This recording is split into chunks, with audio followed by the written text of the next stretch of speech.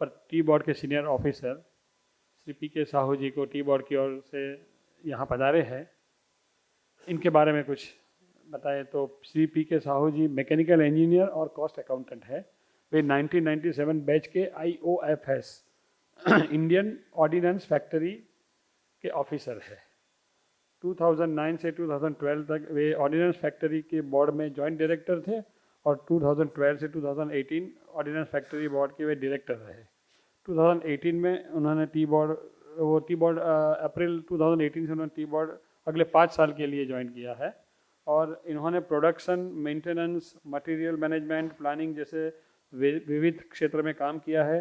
अब वे फाइनेंस विभाग में कार्यरत है। टी बोर्ड में वे chief financial advisor and chief account officer का पद संभाल रहे हैं। हम सब जानते हैं कि चाय की खपत उत्पादक के मुकाबले बनाना बहुत ज़रूरी है। अन्य पेय के मुकाबले चाय की खपत बढ़ाने के प्रयत्न में टी बोर्ड कैसे मदद कर सकता है, उस विषय पर श्री पी के साहू जी से टी बोर्ड की पॉलिसी के बारे में हम जानेंगे। श्री पी के साहू जी please. Dear dignitaries in the dais, dear members of WIDA, the office bearers and other stakeholders. Good morning to you all. जैसे मेरा इंट्रोडक्शन दिया गया, मैं कोई अलग फील्ड का हूँ। मेरा स्पेशलाइजेशन डिफेंस मैन्युफैक्चरिंग में है, लेकिन मैं सेंट्रल डेपुटेशन में अभी टी बोर्ड में हूँ। करीब 1.5 साल हुआ मैं टी बोर्ड में हूँ। जब जिस घर पर हम जाते हैं उसको सीखना पड़ता है। मेरा ओपिनियन में 1.5 साल भी बहुत टाइम होता है जो ऑर्गेनाइजेशन के बारे में जानना, समझना और अपना ओपिनियन देना। जैसा आप लोग बहुत, मेरे को लगता है most of them might be knowing, main चीज़ कि मेरे को ही बताया गया हिंदी में बात करने के लिए। मेरा लाइफ में मैं क्लास 6 में 50 मार्क्स का हिंदी पढ़ा था और उसका बाद कभी हिंदी पढ़ा नहीं, लेकिन एसेंशियल हुआ तो मैं बात करते करते हिंदी सीखा। मैं कोशिश करूँगा इंग्लिश बोलने के लिए, जो आजकल इंग्लिश न्यूज़ चैनल में बोलते हैं, कुछ इंग्लिश और कुछ हिंदी मिक्स में। आप लोग जानते हैं टी बोर्ड एक रेगुलेटर है, टी इंडस्ट्री को रेगुलेट करता है। उसका मेनली 4 मेन डिपार्टमेंट है: T development, T promotion, licensing and research. Research is the smallest wing of tea board. आप लोग जैसा जानते हैं एक्चुअल टी रिसर्च में कंट्रीब्यूशन TRA और उपासी का ज़्यादा है। टी बोर्ड का छोटा सा विंग है जिसमें 2 पार्ट है, एक को हम DTRDC बोलते हैं और एक QCL है। DTRDC जो टी प्लांटेशन का ऊपर छोटा मोटा रिसर्च कुछ करता है, और QCL जो अभी न्यूली एस्टेब्लिश हुआ है, करीब 2-2.5 साल हुआ है, क्वालिटी कंट्रोल लैबोरेटरी, वो TRA जैसा टी टेस्टिंग वगैरह करता है। उसको छोड़ के हमारा जो रियल रेगुलेटर का रोल करता है वो लाइसेंसिंग डिपार्टमेंट, वो 13 तरीका का डिफरेंट लाइसेंस देता है, जैसा buyer, broker, auctioneer, tea waste, mini factories ऐसा करके बहुत सारे लाइसेंस देता है। जैसा अनिल जी अभी बोले हैं, ease of doing business, this is the requirement of the day, this is the requirement by the central government. So central government का डायरेक्टिव से पहले टी बोर्ड भी ईज ऑफ डूइंग बिजनेस के लिए हर चीज़ को ऑनलाइन कर दिया गया है। आप लोग देखे होंगे जो लाइसेंस पहले, मैं 2 साल पहले बोल रहा हूँ, हम लोग तो 1 साल 1.5 साल हुआ मैं ज्वाइन किया, DC हमारा डिप्टी चेयरमैन भी ज्वाइन किया 1 साल 3 महीना हुआ।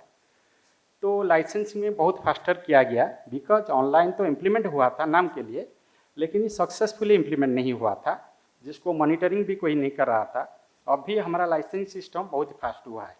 सिर्फ लाइसेंसिंग नहीं है, हमारा जो सब्सिडी डिस्बर्सल है वो सब भी ऑनलाइन कर दिया गया है, और उसका एप्लीकेशन सब मैनुअल एप्लीकेशन सब सिस्टम जो स्टॉप कर दिया गया है। अभी मैं रियल इशू को आता हूँ, जहाँ से ये मेरे को एड्रेस करने के लिए बताया गया है। बट ये मेरे लिए भी सरप्राइज है कि मेरे को बताया गया था कि एनुअल जनरल बॉडी मीटिंग को एड्रेस करने के लिए, तो सेमिनार के लिए नहीं। मैं सेमिनार के लिए तैयार नहीं था, तो anyway just extempore I will tell something whatever just to address the annual body meeting like that, but it will be useful I think. The real issue is that recently जैसे मेरे को introduce कर दिया गया है कि मैं Russia गया था इंडियन टी डेलीगेशन लेके सोची।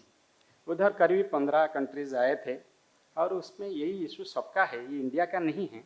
वर्ल्ड वाइड जो प्रोडक्शन फास्टर रेट में जाता है, कंजप्शन स्लोअर रेट में जाता है, तो प्रोडक्शन और कंजप्शन का बीच में गैप बढ़ते जाता है। FAO जो food and agriculture organisation intergovernmental group UN का है, उनका स्टैटिस्टिक्स, उनका फोरकास्ट जो बोलता है कि ये रेट में सपोज चलता है आगे जाके, then there will be crisis for the tea industry, because आपका सप्लाई साइड बढ़ते जाएगा, डिमांड कम होगा, इन्वेंट्री बिल्डअप होगा, आप क्या करेंगे? जैसा अभी रियल एस्टेट में हो रहा है, ऐसा ही परिस्थिति होने वाला है।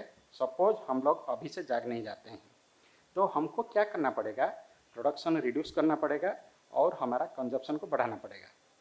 उस दिशा में हम लोगों को सोचना पड़ेगा।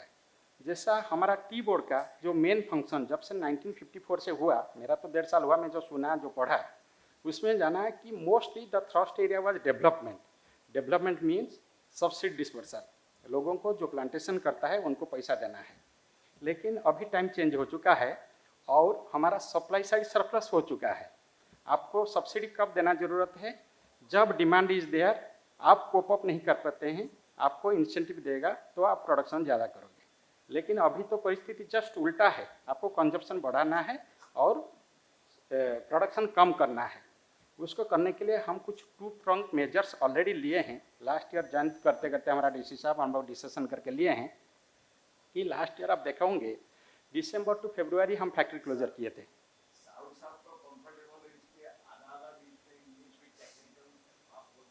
नहीं बोलता हूँ जो आ जाता है, एक्चुअली जैसा बोला इस्तेमाल में तो ऐसा प्रिपेयर करके स्पीच नहीं आया, तो जो आता है जो वर्ड आ जाएगा उसमें एक्चुअली। करेक्ट। सो ये फैक्ट्री क्लोजर बहुत साल का बाद हुआ है, मैं सुना है बहुत पहले कभी हुआ था फैक्ट्री क्लोजर। देखिए जब लीन सीजन है, जब लीफ नहीं है, आप फैक्ट्री खोलने का क्या मतलब है? आप बोलेंगे कि नहीं मैं कुछ 2 नंबर नहीं करता हूँ, I am using a bad word, but it is implied कि आपका ये 2 नंबर कुछ हो रहा है। जब इनपुट मटेरियल आपका पास नहीं है और आप चाय बना रहा है, तो कैसा बन रहा है चाय, कहाँ से आ रहा है? तो आप क्या करते हैं? रिप्रोसेसिंग करते हैं, कहीं चोरी छुपी जो भी है, कुछ वर्ड्स में यूज करता है जो तीखा हो सकता है बट ये रियलिटी है, तो उसको करते थे। लास्ट ईयर ये बंद कर दिया गया। बंद करने का बाद बट हम लोगों का तरफ से शायद बाद में हम सोचे कि कुछ गलती था। जब फिर सेशन चालू हुआ फरवरी महीना में, उस टाइम में हम लोगों को थोड़ा विजिलेंट होने का था टी बोर्ड तरफ से, ताकि जो एक्शंस हम लिए थे उसका रियल फ्रूट पा सकते थे, जो शायद नहीं मिला है या पार्शियली मिला है। शायद इस साल हम लोग सीख लिए, वी लर्न ए लेसन, और इस बार थोड़ा सा हम लोग विजिलेंट, थोड़ा सा नहीं वेरी स्ट्रांगली विजिलेंट होंगे कि फैक्ट्री क्लोजर का जो रिजल्ट फ्रूट आना चाहिए, ताकि जो 25 हम लोग एक्सपेक्ट करते हैं 25-30 मिलियन केजी का चाय प्रोडक्शन कम होना चाहिए, वो उसका फल शायद आने लगेगा इस साल। इसको छोड़ के हम लोग और एक एक्शन ले रहा है। हमारा जो उम्मीद है, स्मॉल ग्रोअर सेक्टर पे 28% जो एरिया है प्लांटेशंस होता है और उनका प्रोडक्शन आज 48% है। लोग बोलते हैं द मेन रीजन है कि उनका प्लांट सब नया है, इसलिए वो ज़्यादा प्रोडक्शन करता है। मैं नहीं जानता हूँ, मैं टी एक्सपर्ट नहीं हूँ, लेकिन प्लांटेशंस के बारे में, एग्रीकल्चरल प्रोडक्ट के बारे में थोड़ा बहुत जनरल नॉलेज तो है। मेरे को लगता नहीं ये कोई असली फैक्टर है। The factor is that as per tea board guideline 50% should the this fine leaf count, लेकिन उसमें प्रोबेबली किसी लिए कोई साइंटिफिक मेथड्स नहीं है जिसके लिए आप फाइन लीफ काउंट काम कर सकते हैं। मशीन कोई नहीं है। अभी रिसेंटली TRA कुछ मशीन डिवाइस किया कोई प्राइवेट सेक्टर के साथ मिलके। सपोज वो मशीन सक्सेसफुल होता है, probably will be more stricter in fine leaf count. Suppose मेरे को चाय 1 बॉड और 2 लीफ से बनना है, लेकिन मैं बनाता हूँ बड़ा पत्ता जैसा घास से काटता बनाता हूँ, तो बन जाएगा, प्रोडक्शन बढ़ जाएगा एक्चुअली। तो सपोज हम फाइन लीफ काउंट का ऊपर एक काबू लाते हैं, तब हमारा प्रोडक्शन में भी 2 फैक्टर्स जैसा मैं बोला, 1 is that factory closure and other 1 is fine leaf count. If we can control these 2 factors, in my opinion हमारा प्रोडक्शन में बहुत कम आ सकता है, और गैप प्रोडक्शन और जो डिमांड, इसका बीच में जो गैप बढ़ते जा रहा है उसमें कोई काबू आ सकता है। सिंपल इकोनॉमिक थियोरी का हिसाब में आप जब डिमांड और सप्लाई का बीच में गैप रिड्यूस करेंगे, आपको प्रोडक्ट का प्राइस बेटर मिलेगा। तो ये हमारा सोच है। सिमिलरली कंजप्शन साइड में we have taken lot of measures. जैसा आप लोग देखे होंगे, स्पेशली कोलकाता एरिया में हम लोग चालू किए, पान इंडिया बेसिस में भी हम लोग चालू करेंगे। हमारा प्रमोशन के लिए पहले तो जो डोमेस्टिक फेयर्स होता है उसमें हम लोग पार्टिसिपेट करते हैं, और लोगों को सब्सिडी भी देते हैं। जो पार्टिसिपेशन फीस इनिशियल 30,000 रुपया लेते हैं, बाद में जो एक्चुअल एक्सपेंडिचर होता है उसमें 60% हम लोग सब्सिडी देते हैं, जो टी बोर्ड ये करता है, और 40% पार्टी को देता है। हम लोग इंसेंटिवाइज करते हैं कि लोग जाए अपना चाय का थोड़ा प्रोवाइड करें, एडवर्टाइजमेंट दे। सिमिलरली हम लोग लास्ट ईयर 6 इवेंट्स में पार्टिसिपेट किए थे, इस साल और बढ़ाएंगे बोल के हम लोगों का उम्मीद है। सिमिलरली इंटरनेशनल इवेंट में भी 9 इवेंट में हम लोग किए थे, उसमें भी हम लोग एक्चुअली 60% सब्सिडी देते हैं, 40% पार्टी को देना पड़ता है। इनिशियली 1,50,000 डिपॉजिट करते हैं, बाद में एडजस्टमेंट होता है। उसको छोड़ के जो सोशल मीडिया अभी जैसे बोले हैं, हम लोगों का देश में जो लग रहा है कि हमारा चिल्ड्रेन और जो यंगर जनरेशन, वो लोग चाय का ऊपर उतना इंक्लाइन नहीं है, ताकि ये लोग जो एरेटेड सॉफ्ट ड्रिंक्स है जैसा कोका कोला हुआ, पेप्सी हुआ, इस तरफ है। नहीं तो टीनेज में जो लोगों कॉफ़ी का तरफ ज़्यादा थोड़ा इंक्लाइंड है। तो उस एरिया में हम लोग मार्केट पेनिट्रेशन करने के लिए सोच के अभी 8 करोड़ रुपया का सोशल मीडिया और ब्रांडिंग का ऑलरेडी मिनिस्ट्री को 15-20 दिन पहले टेंडरिंग प्रोसेस करके प्रपोजल बना के सब भेज दिए हैं। उसमें कुछ क्वेरीज भी आया, हम लोग भी अभी रिसेंटली रिप्लाई दिए हैं। हम लोगों का पूरा उम्मीद है कि इसलिए कॉफ़ी बोर्ड को क्लियरेंस दे दिया है, तो टी बोर्ड को दे देगा बोल के बहुत उम्मीद है। वो होगा तो वो जो हमारा सोशल मीडिया और ब्रांडिंग, वो दोनों national as well as international के लिए है, जिसमें बहुत ही अच्छा कंपनी भी एक आया है, जो हम लोग उम्मीद करते हैं SBI बहुत बड़ा बड़ा कंपनी का वो किया है ब्रांडिंग।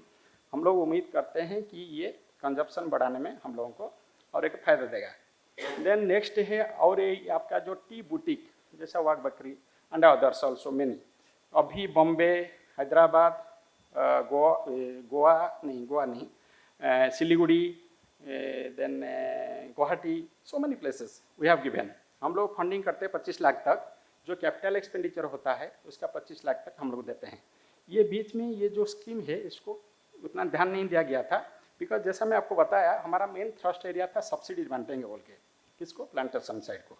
तो वो धीरे धीरे हमारा ध्यान, बिकॉज हमारा तो उधर ज़रूरत नहीं, हमारा प्रोडक्शन तो बहुत सफिशिएंट है, उसमें से पैसा काट के हम लोग इस दिशा में लगाएंगे। जैसे आपको बताया कि ये जो टी बुटीक है, जिसका पैसा हम सैंक्शन में बहुत एप्लीकेशन आता था, हम लोग टर्न डाउन कर देते थे, पहले का बात कर रहा हूँ। अभी हम लोग सोच रहे हैं इसको भी हम लोग बढ़ाएंगे ताकि हमारा टी का प्रोपागेशन बढ़ेगा। नेक्स्ट है हमारा रूरल पॉपुलेशन अबाउट 66% है। हमारा जो मेन कंजप्शन बेस है 2/3 अबाउट रूरल एरिया में। रूरल एरिया में सोशल मीडिया ऑफकोर्स आजकल भी इंटरनेट सब जगह में हो गया है, तब भी लिटरेसी लेवल का भी प्रॉब्लम रहता है। तो सोशल मीडिया में इंग्लिश में कंफर्टेबल नहीं है एंड ऑल ये सब प्रॉब्लम रहता है। इसीलिए जैसा सजेस्ट कर रहे थे मिस्टर पारस कि हम लोग लोकल न्यूज़पेपर में लोकल वर्नाकुलर लैंग्वेज में हम लोगों को एडवर्टाइजमेंट वगैरह करना पड़ेगा। ये भी कोई एक्सपेंसिव अफेयर नहीं, जैसा मैं बताया 8 करोड़ का हम लोग खर्चा करने के लिए जा रहा है अभी सोशल मीडिया के लिए, तो ये तो कोई ज़्यादा खर्चा का बात नहीं है। ऐसा सब स्टेप्स लेके देन हम लोग अभी रिसेंटली कुछ स्कूल्स में ओकेजन में 15 अगस्त 26 जनवरी में जाते हैं, स्कूल से बच्चा को थोड़ा सा अवेयरनेस लेते हैं, कुछ उनको गिफ्ट्स वगैरह देते हैं। अभी रिसेंटली सिलीगुड़ी में एक मॉल में हम प्रोग्राम किया है, बीच में एक यंग एंटरप्रेन्योर्स एक होटल में, ललित होटल में किए थे, शायद आप थे, बहुत सारे लोग थे, वो किए थे। So we are taking different steps to increase the consumption and reduce the supply side, so that the price recovery will be better. And regarding auction, we have given already order to M Junction. ये आप लोग भी सुने होंगे कुछ लोग कि IIM Bangalore को हम लोग एक स्टडी रिपोर्ट दिए थे ऑक्शन का रिफॉर्म के बारे में। They have submitted a report. We have shared it. This Professor Mahadevan had come and he gave a presentation in Calcutta. All the stakeholders were there. The discussion has taken place. So we will implement that in phased manner. But वो करने से पहले हम लोग अभी जोराहाट में एक special auction centre खोलने के लिए जा रहा है। एम जंक्शन बोल के पार्टी को जो सेल और टाटा का जॉइंट वेंचर है उसको दिया गया है। ये almost 50% 60% of the Mahadevan commits को इम्प्लीमेंट करने के लिए जा रहा है। तो ये हमको सपोज सक्सेस मिलता है उधर, देन हमारे लिए उसको भी पूरा कंप्लीट पैन इंडिया बेसिस में इम्प्लीमेंट करने के लिए सुविधा होगा। तो आई थिंक जो रियल इश्यू था मिस्टर पारस का या स्टेक होल्डर्स का, तो कंजप्शन जो लाइन में आप लोग सोचते हैं, टी बोर्ड भी वही लाइन में सोचता है कि हम लोगों को कैसा भी करके कंजप्शन बढ़ाना है। जैसा अभी रिसेंटली श्रीलंका 80 करोड़ रुपीज़ 3 साल में इन्वेस्ट करने के लिए जा रहा है इंटरनेशनल प्रमोशन में। इसलिए उनका बेस, कंज्यूमर बेस, तो श्रीलंका तो छोटा सा कंट्री है, उनका कंज्यूमर बेस इतना नहीं है, उनका सब कम्प्लीटली एक्सपोर्ट डिपेंडेंट है। इसलिए ये लोग एक्सपोर्ट मार्केट में बढ़ाने के लिए 80 करोड़ रुपया इन्वेस्टमेंट करने के लिए social media and branding and other areas में। इसको छोड़ के हम बायलैटरल लेवल में भी चाहते हैं। इराक का साथ जैसा हमारा काफ़ी दिन से एक्सपोर्ट बंद है, आज DC रादर प्रपोजल में हम लोग जो प्रेजेंटेशन बनाए उनके लिए उसमें डाले हैं, कुछ कंट्रीज के लिए बायलैटरल लेवल में बात किया जाए, country to country top most level में तो बात किया जाए और ये रास्ता खोलने के लिए व्यवस्था किया जाए। रशियन मार्केट में दो हम लोगों का अच्छा खासा एक्सपोर्ट होता है, तब भी रशिया में फर्दर स्कोप है जिसको हम लोग भी बढ़ा सकते हैं। इराक में तो बिल्कुल नहीं है। पोलैंड, लीबिया, टर्की, ये सब जो हाई कंज्यूम, हमारा जैसा कंजप्शन है पर कैपिटा कंजप्शन 786 ग्राम्स पर पर्सन, आप टर्की का 3.24 kg पर पर्सन, लीबिया का 2.68 kg पर पर्सन। इवन इंडिया का कंज्यूमर बेस जितना बड़ा है उसमें 2-4% का ग्रोथ होता है, तब तो हमारे लिए वंडरफुल हो जाएगा एक्चुअली। ये सब प्रयास हम लोग करते हैं, देखते हैं रिजल्ट आने में कितना टाइम लगता है। आई थिंक बियॉन्ड दैट और कोई पूछना है तो during informal discussion we can discuss. Okay, thank you.